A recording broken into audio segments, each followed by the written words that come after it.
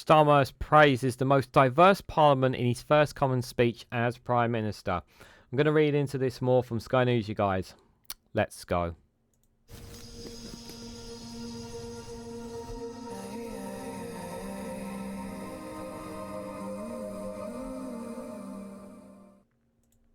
Good morning, good afternoon, good evening, wherever you are in the world. This is Reganelite here with an article from Sky News with the headline that Starmer has praised the most diverse parliament in its first Commons speech as the Prime Minister. So Keir Starmer and Rishi Sunak gave their first speeches in their new roles following the election. They were joined by the leader of other parties, including Reform's Nigel Farage and the Liberal Democrat Sir Davey.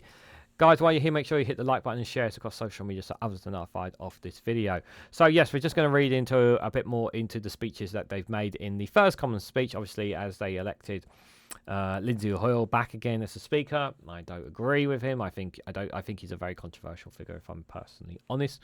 And I still think that his antics of what he did back when it came to the Gaza vote was still outrageous. And I think he should have gone because of that. Some people have argued that there's nobody else that can fit the role. I think I'm sure there are one or two other people, and I'm sure you can let me know in the comments down below who you think could be a better speaker than Sir Lindsay Hoyle. I don't know how he's going to cope. I hope he's going to be a lot more professional. I expect this Labour government to be a lot more professional than the last government that we've had. It is a very diverse parliament.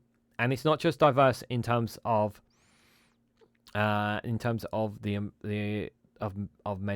of the men and women and people of different colours and origins and backgrounds.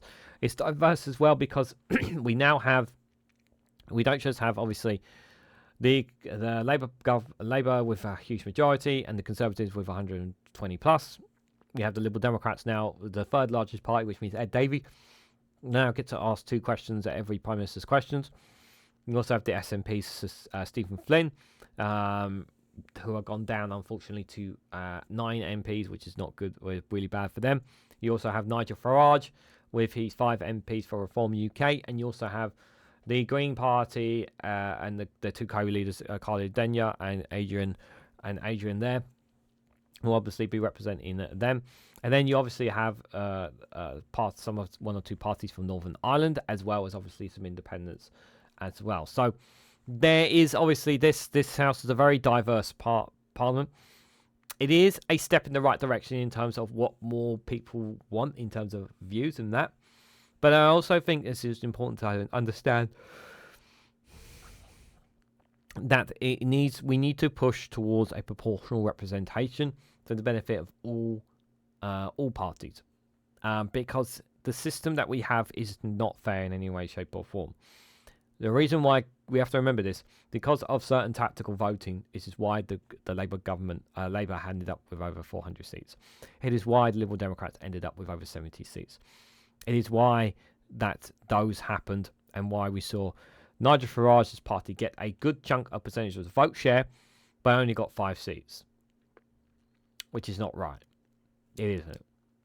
So that, in turn, obviously, that's one of the things that needs to be pushed towards, obviously, the proportional representation. The other thing that obviously needs to be, obviously, there are many other things that need to be pushing towards, but that is one of the things that we need to see. But let's read some of the speeches that Keir Starmer and others have had to say in their first time back in the House of Commons, or new in the House of Commons. So Keir Starmer has welcomed the most diverse parliament in race and gender in his first speech as Prime Minister in the House of Commons. Sir Keir spoke following the unopposed election of Sir Lindsay Hoyle as Speaker of the House, as Parliament's lower chamber reopened following the dissolution during the election. Rishi Sunak spoke in the chamber for the first time since leading the Conservatives to electoral defeat. During his speech, Sir Keir said, "Mr. Speaker-elect, you preside over a new parliament, the most diverse parliament by race and gender this country has ever seen. I'm proud of that part that my party has played, proud of the part that my party has played in that, including in this intake the largest cohort of LGBT plus MPs than any parliament in the world." Following this, by paying tribute to Diane Abbott, who is now the mother of the House, the longest continuing serving MP, although he didn't mention the wrangling in the party over whether she would be able to represent Labour in the election. yeah, when Diane Abbott spoke, obviously she never mentioned Keir Starmer or Labour. Labour in particular. There, interesting. Mr. Sunak followed his successor in number 10 by giving a speech in the Commons. While speaking, the new leader of the opposition said it was important to remember that while politicians may argue vigorously, everyone in this House will not lose sight of the fact that we are all motivated by the desire to serve our constituents, our country, and advance the principles that we are honourably believe in. These could not be more hollow words, especially from a government that has ripped the great out of Great Britain. Completely hollow words from him. I don't believe for 1 second what this man is saying. The Conservative leader went on to apologise to the Tory MPs who lost their seats after he called the election. I am sorry, he said. No, you're not. You're not sorry at all. You really are not. We have lost too many diligent, community-spirited representatives whose wisdom and expertise will be missed in debates and discussions ahead. There may be one or two like that, but the vast majority did not. I'm not going to miss Liz Truss. I'm not going to miss Jonathan Goodis, and I'm certainly not going to miss Jacob Rees-Mogg, among many others. It is important that after 14 years of government, the Conservative Party rebuilds. Yeah, that is going to be the challenge for them. So now we will take up our crucial role of His Majesty's official opposition professionally, effectively and humbly. Professionally is the question there. Whether they will be professionally is a question. Other party leaders followed with speeches, with many paying tribute to Sir Lindsay. This included Reform leader Nigel Farage making his first speech in the Commons as an MP, who made a joke about the number of attempts it took him to take the seat. Yeah, it took him quite a few runs, but he got there in the end. Mr. Farage went on to attack Sir Lindsay's predecessor John Bercow over Brexit. Yeah, this was out. This was completely uncalled for. This was like he just had to throw a swipe in there, Nigel. He really had to. Leaders of other parties, including Liberal Democrat Sir Davey, the SNP Stephen Flynn, and the Greens Adrian Ramsay, also spoke in the Commons. Yep. Stephen Flynn the speech was quite nice.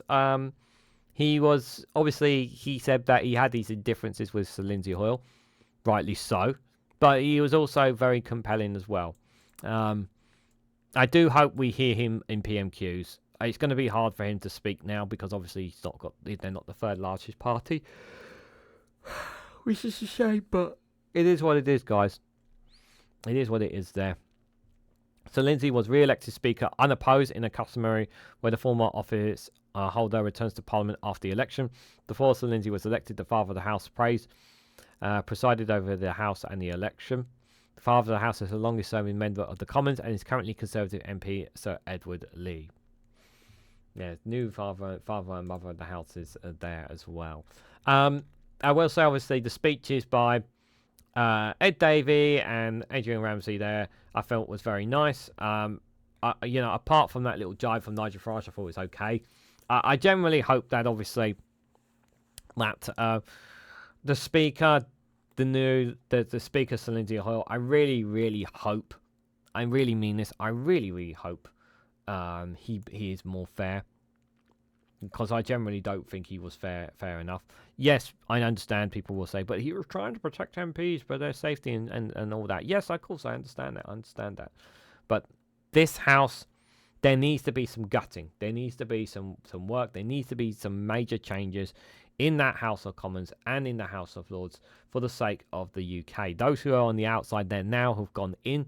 They must not change their perceptions. They must not change their course. They must not be persuaded to simply just fall in line into the machine and simply carry on as things as normal. It's really, really important that they bring about the change is necessary for the sake of our British democracy, or so-called British democracy that we seem to have. Obviously, it's going to take a while before we have Prime Minister's questions, but it is really, really important that there is obviously more common ground, shall we say. I'd like to think the Conservatives will move more centre than the right, but I don't have much faith in that as of right now. But hopefully that things will change. But what do you guys honestly think? What do you guys make of some of the speeches from the first common speeches from Keir Starmer, from Rishi Sunak as opposition leader, from Adrian Ramsay as Greens, Nigel Farage's speech, Stephen Flynn, Ed Davey for the Lib Dems, and from those of Northern Ireland and the father and mother of the House? What are you guys' thoughts on some of those speeches? Let me know your thoughts and more in the comments section down below. If you found this video interesting, please hit the like button, we greatly appreciate it. Share this across social media so others are notified of this video. And subscribe, because it really does help support the channel. And if you want to go one step further, financially support me and the work that I do here, you could do so by becoming a YouTube member for as little as 99p, or join me on Rumble or Patreon for exclusive content on those platforms. So thank you all so much for watching. I hope to catch you all very, very soon.